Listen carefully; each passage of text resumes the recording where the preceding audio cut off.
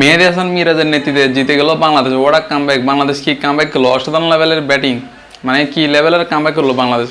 তাইজুল ইসলাম যে কিনা মানে বাইরের দেশে উইকেট নেয় না বলে আমরা সমালোচনা করি, সেই তাইজুল ইসলাম একাই 5 উইকেট নিয়ে নিল বাইরে। ভাই কি অসাধারণ লেভেলের বোলিং করলো তাইজুল ইসলাম, হয়ে গেল প্লেয়ার অফ দ্য ম্যাচ। তারপর Taskin Ahmed player of the series হয়ে গেল। মানে তাসকিন আহমেদ এর আগের ম্যাচে নিচে 5 উইকেট, তো এবার গত ম্যাচে নিচে তাইজুল ইসলাম একাই 5 উইকেট নিচে।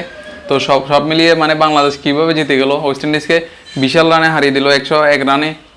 কীভাবে সম্ভব এটা ভাই? রে ভাই কীভাবে কামব্যাক করলো বাংলাদেশ, যেখানে প্রথম টেস্ট ম্যাচ হেরে গেল সেখানে এরকমভাবে কামব্যাক করলো। তার সাথে আবার জাকের আলী স্লেজিং, মানে আনলিমিটেড তরকারি, তারপরে একটা কাঁচা লঙ্কা, ওই যে রাজুদার ডায়লগ মারলো, মানে সেই লাগলো। মানে সব মিলিয়ে একটা কমেডি হয়ে গেল। মানে বাংলাদেশে কীভাবে ম্যাচটা জিতে গেল, মানে সব প্ল্যানে আসছিল তাদের, মানে যে এভাবে জিততে হবে, মানে না হলে তো অবস্থা পুরো খারাপ হয়ে যাবে, মান সম্মান থাকবে না আর। তো শেষ পর্যন্ত জিতে গেল বাংলাদেশ।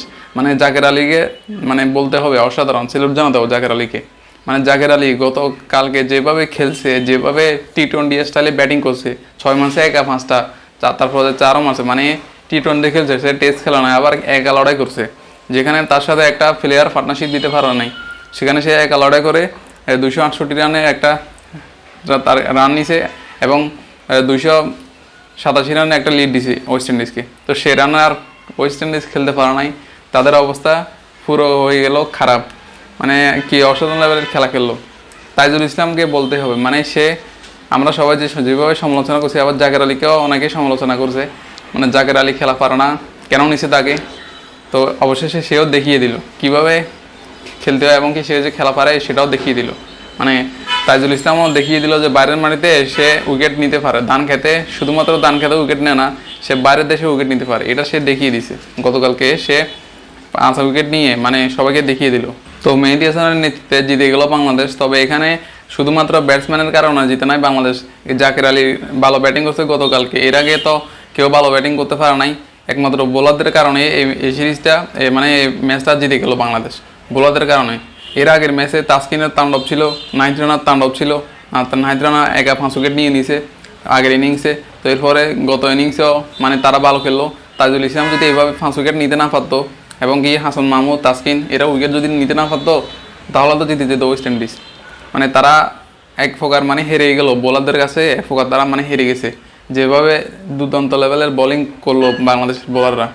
মানে এই বোলিংটা প্রথম টেস্টে কিন্তু তারা পারে নাই, বাংলাদেশ পারে নাই, হয়তো উইকেটের কারণে সেখানে ভালো সুইং হয় নাই, বল হয় নাই, যার কারণে তারা পারে নাই। কিন্তু এই সেকেন্ড টেস্ট ম্যাচে এসে দেখিয়ে দিল কীভাবে ম্যাচ জিততে হয়, কীভাবে খেলতে হয়। অসাধারণ ব্যাটিং, জাকের আলীর ব্যাটিংটা কিন্তু দেখার মতো ছিল, কি অসাধারণ। তবে এখানে বাংলাদেশের ব্যাটিংটা অনেক উন্নত করার দরকার বাংলাদেশের। এখন জাকের আলী ভালো খেলে, কিন্তু অন্য ব্যাটসম্যানরা এখনও পারে না। আর মোমিনুল একা সে টানা 5 ম্যাচ 6 ম্যাচ খারাপ খেলে, এরপরে একটা ম্যাচ ভালো খেলে। মানে ব্যাটসম্যানদের অবস্থা পুরো খারাপ বাংলাদেশে। মেহেদী হাসান মিরাজ মোটামুটি খেলে, মানে অন্য প্লেয়ারদের থেকে খেলে, সে ক্যাপ্টেন, তো সে তো আগে থেকে বা সবার থেকে ভালো খেলে। কিন্তু বাংলাদেশের ব্যাটিংটা কিন্তু এখন উন্নত করতে হবে। ম্যাচটা একমাত্র বোলারদের কারণে বাংলাদেশের জয় পেয়েছে। তবে জাকের আলীর রাজুদার ডায়লগটা কিন্তু সে ছিল বাইরে। ভাই কি অসাধারণ ডায়লগ মারলো, মানে স্লেজিং করলো, সব মিলিয়ে জিতে গেল বাংলাদেশ।